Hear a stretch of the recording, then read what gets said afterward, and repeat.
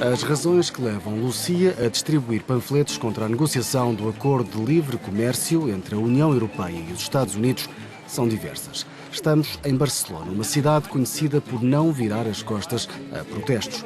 Lucia pertence a uma confederação chamada Ecologistas em Ação. Esta é apenas uma das faces daquela que se tornou numa imensa luta europeia contra o chamado TTIP. Lucia explica o seu porquê. As grandes corporações americanas não podem ter luz verde para avançar sobre a Europa. A nossa democracia está ameaçada. Arriscamos perder a soberania.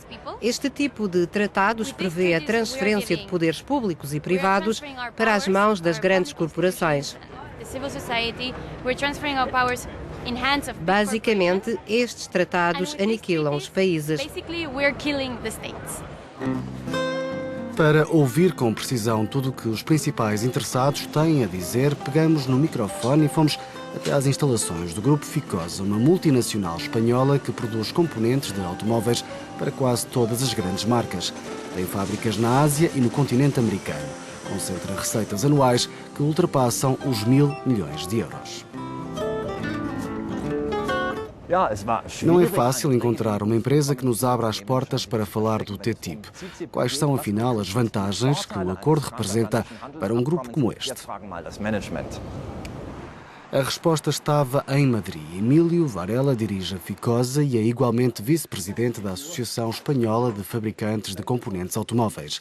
A maior parte dos componentes tem de receber, por exemplo, 2 certificações diferentes para ser comercializada nos 2 lados do Atlântico, com custos na ordem dos 11.000 milhões de euros.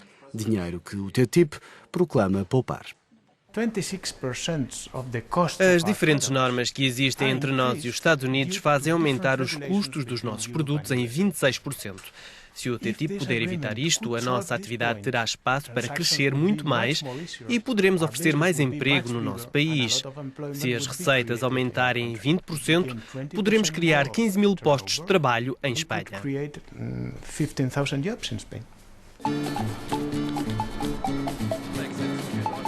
A marca de cosméticos artesanais Lush dá emprego a cerca de 15.000 pessoas no mundo inteiro. Em Espanha tem à volta de 250 trabalhadores. Defende uma filosofia de sustentabilidade ambiental e de ativismo contra os testes em animais.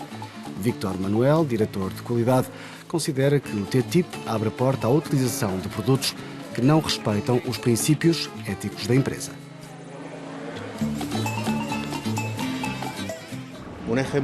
O TTIP faz-nos perder a proteção contra o uso de químicos nos cosméticos proibidos atualmente na Europa. Hoje em dia, a Europa interdita cerca de 1.300 desses produtos químicos. Os Estados Unidos bloquearam apenas 11. Um exemplo concreto é o chumbo. Os americanos ainda o utilizam para fabricar batom. Nós não.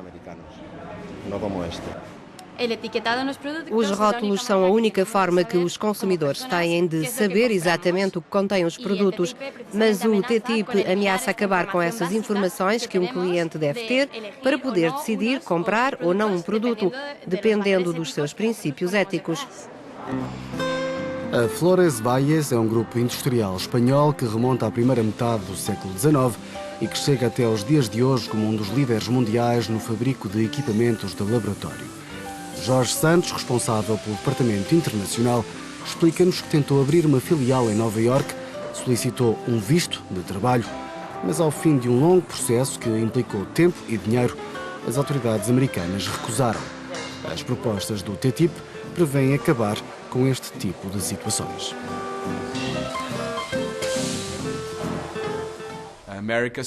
Os Estados Unidos ainda têm o chamado Buy American Act, ou seja, em alguns setores tem de se comprar aço americano, betão americano, madeira americana. São considerados produtos estratégicos. Uma empresa europeia nem sequer tem direito a tentar comercializá-los, a não ser que compre toda a matéria-prima nos Estados Unidos e fabrique tudo no país. O nosso grupo tem uma empresa que produz cozinhas industriais para comboios de alta velocidade. Ganhámos um contrato nos Estados Unidos para abastecer 50 comboios. Tivemos de criar uma joint venture com uma empresa americana para transferir a tecnologia e poder fabricar os produtos. Todas as peças tiveram de ser fabricadas nos Estados Unidos. Every single piece of that equipment in the US.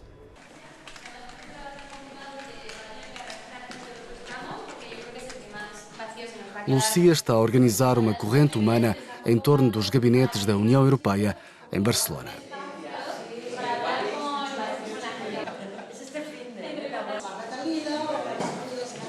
A mobilização popular na Europa avança em simultâneo com um acontecimento que pode ditar o desfecho de tudo isto: as eleições americanas.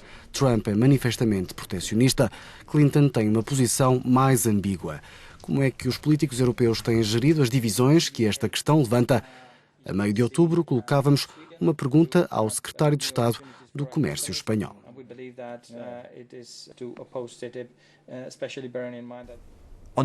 Quem quer ditar o fim do TTIP na Europa e nos Estados Unidos? É verdade que tem havido alguma contestação ao TTIP. Temos visto isso mesmo na extrema-esquerda, na extrema-direita, nos mais diversos quadrantes na União Europeia. Do lado americano, há um movimento protecionista que emana de correntes populistas. Trump tem atacado os acordos de livre comércio. Para nós, isto não faz sentido. Nas últimas décadas, foi precisamente o livre comércio que impulsionou a prosperidade dos Estados Unidos. O livre comércio é positivo e o TTIP é uma forma de o fazer avançar. Não é o conceito de livre comércio que Lucia contesta, mas sim os moldes do acordo de parceria transatlântica que considera nivelarem por baixo padrões económicos, ecológicos, sociais que a Europa defende atualmente. As vozes críticas do TTIP fazem-se ouvir cada vez mais alto. Os motivos do protesto não ficam por aqui. Isto porque outro dos grandes riscos apontados é a possível influência dos investidores estrangeiros sobre os sistemas europeus de regulação. Através dos tribunais arbitrais que se prevê criar, estes investidores podem vir a reclamar indemnizações caso considerem que os Estados-membros estão a limitar a sua margem de manobra. São tratados totalmente assassinos. São tratados assassinos que só se destinam a escravizar as pessoas para obter lucros e romper com todas as normas que estão estabelecidas na Europa há centenas de anos. As negociações param e voltam a arrancar. As posições de ambos os lados parecem cada vez mais extremas e a pergunta adensa-se: será que o TTIP vai chegar a ver a luz do dia?